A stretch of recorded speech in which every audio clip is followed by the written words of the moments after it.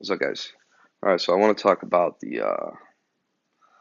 Aspire Breeze. I just quit smoking a little while ago. I'm chasing a jewel, and I'm starting to figure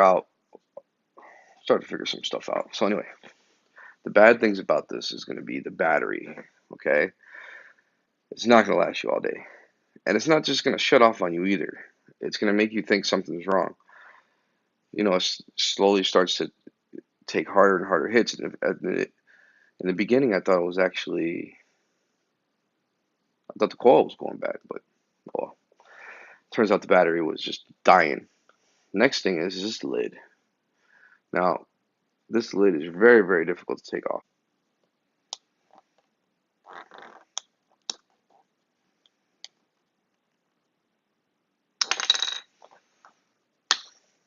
Annoying. The next thing is the one I got. This has a airflow. Now that's key for me.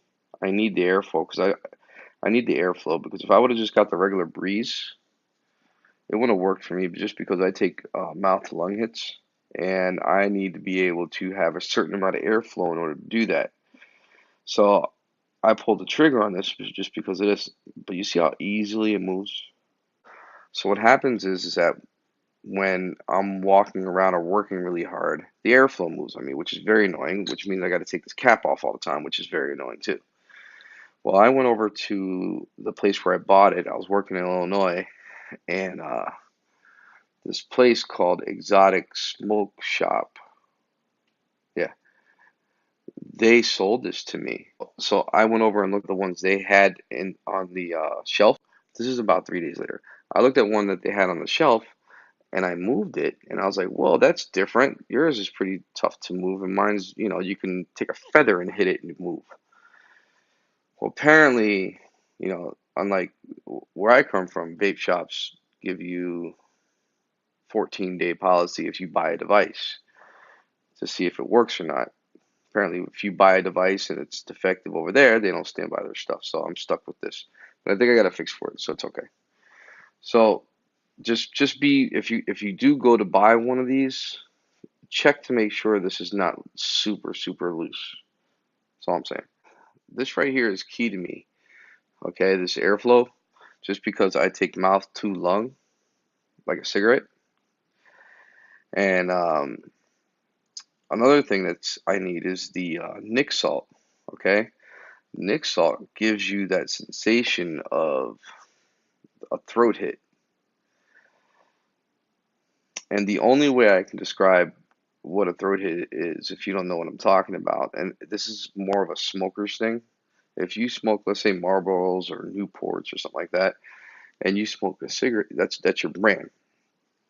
You run out of smokes, and then you ask somebody to bum a cigarette. They give you a Marlboro light or a Newport light or a light cigarette, and you take a drag off of it. It feels like nothing because you're used to Marlboros and Newports.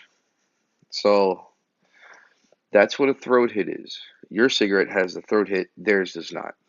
Throat hit. Well, the Nick salts give me a throat hit. So when I'm using, the Infinix or the Soarin Drop or Soarin Air, I'm using 45, 50, 35 Nick salt milligrams. And that gives me my throat hit. But they have that coil, like a steel coil with a piece of cotton in it. And I think that has something to do with why you're able to do the high nicotine with the Nick salt because every single time I try something with a coil system in it, like a regular coil system, like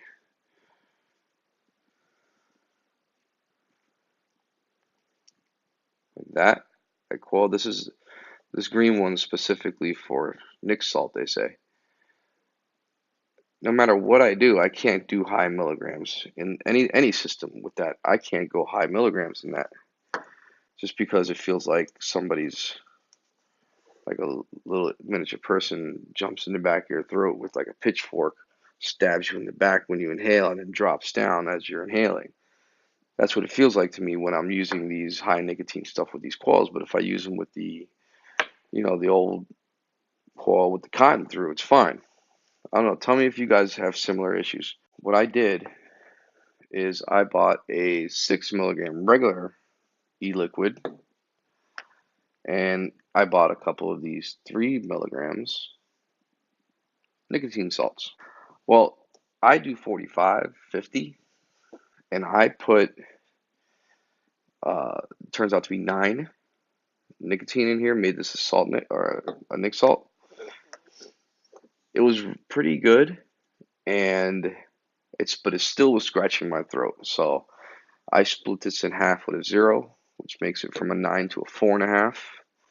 And then I added 3 more, which gave it like a 7.5 or an 8. That actually worked for me. The combination of this and this actually worked out for me, where I can use a coil system that'll last me a week. I'm on my 4th fill up of this, and the coil is still good with the nic salt.